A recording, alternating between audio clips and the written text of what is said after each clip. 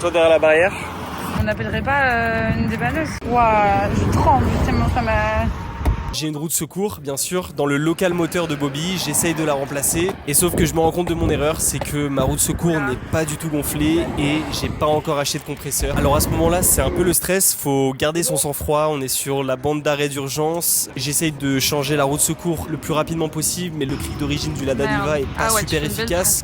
Putain, mais heureusement que tu gères ça, hein. Donc on allait voir un mec qui gonfle. Après quelques minutes de galère, il y a un monsieur qui s'arrête juste devant nous et il vient à notre aide. Ça va? Bonjour, merci. Tu comprends l'arabe chouïa, ça va? Bien local, hein? Ouais, c'est mieux. C'est bien ça. Attention, attention.